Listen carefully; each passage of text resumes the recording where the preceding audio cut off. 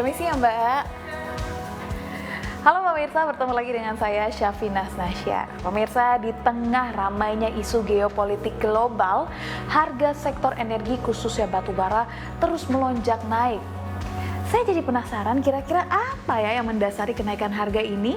Saat ini saya sudah berada di PT Bumi Resources Tbk. Saya ingin bertemu langsung dengan direktur dari Bumi.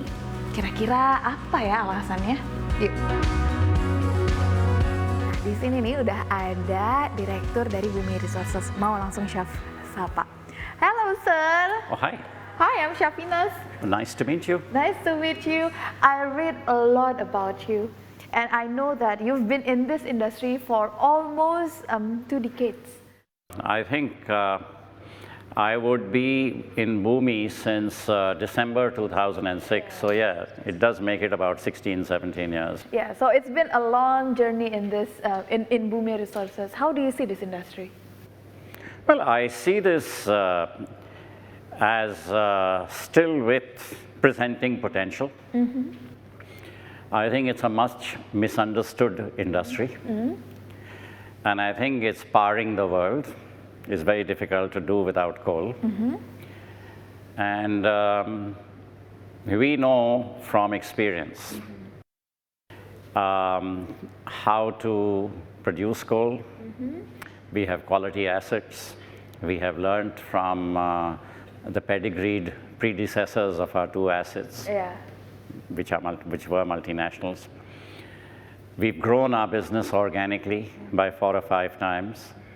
And I'm very proud and happy to say that this is through local Indonesians, yeah, who've accepted the challenge and helped us prosper and grow. We are recognized as the largest exporter. We are the largest producer. And the next producer to ours, we are probably 70 or 75% larger than them. Oh, okay. Okay, sir, I have a lot of questions for you. Can we just go there?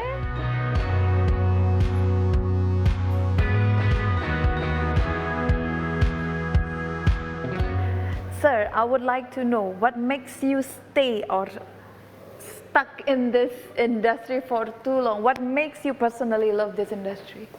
Is it because you found this potential, or because of what, you have a specific background about this? I think coal is a very important contributor to mankind. It's much misunderstood. And there's a lot to learn about it, and it still has a fair amount of potential to offer. That's what makes you stay in this industry?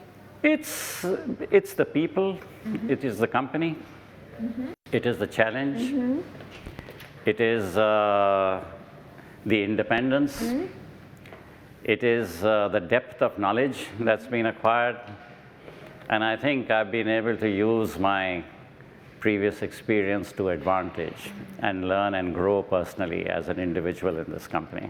Okay. And you're recognized as a contributor.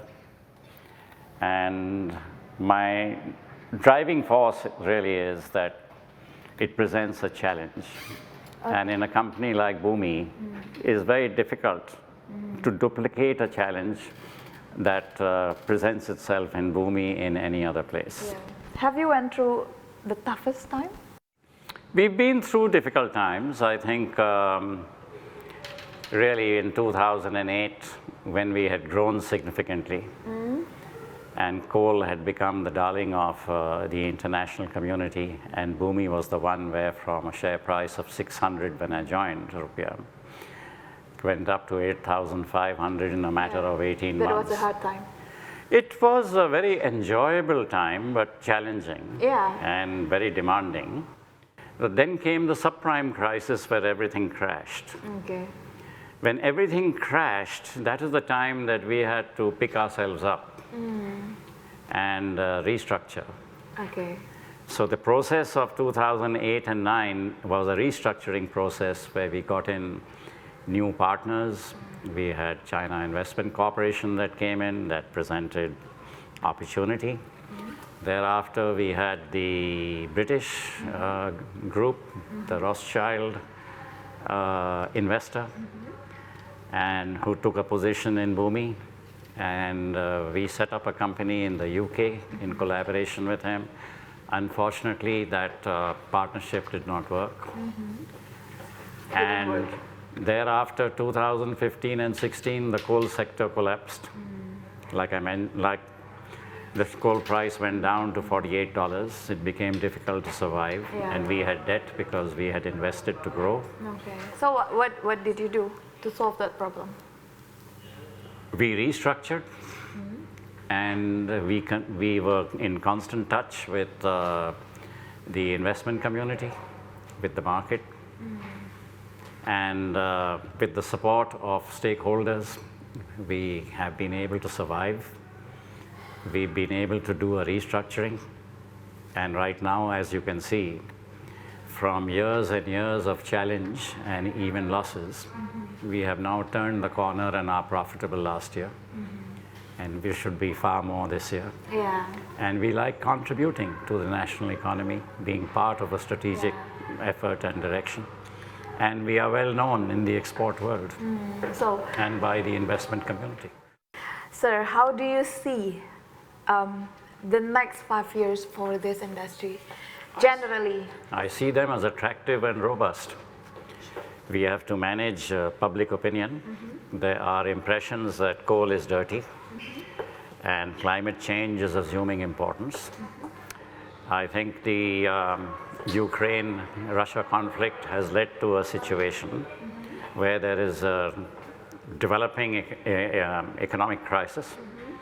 Inflation is hitting the roof, and power is required as demand returns, and coal can be the main contributor. But the challenge in the coal sector really is denial of funding by institutions and banks to increase capacity and in coal-related projects. And it's very unfortunate that alternate feedstock to coal, such as gas, are getting priced out. They are unaffordable. And renewables are unable to replace fossil fuels, including coal. So anytime there is an issue, whether it's floods, whether it's a heat wave, whether demand spikes for power, or whether it's acute winter, where hydro is not possible, where in winters the demand again spikes, there's always a fallback to coal. And it's most unfortunate that while more coal is required even today, and this is likely to happen and continue for the next 5 to 10 years, there's no capacity increase and there is no funding that's allowed, largely because of the hysteria surrounding the dirtiness of coal.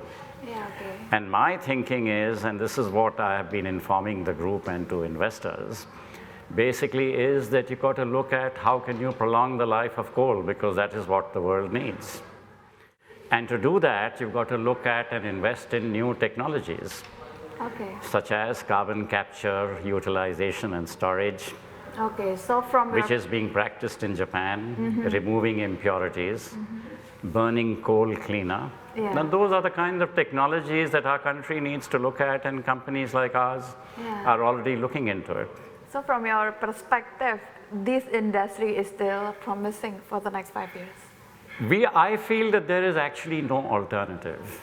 There's no easy alternative. The challenge really is how can coal meet the rising demand for power as feedstock.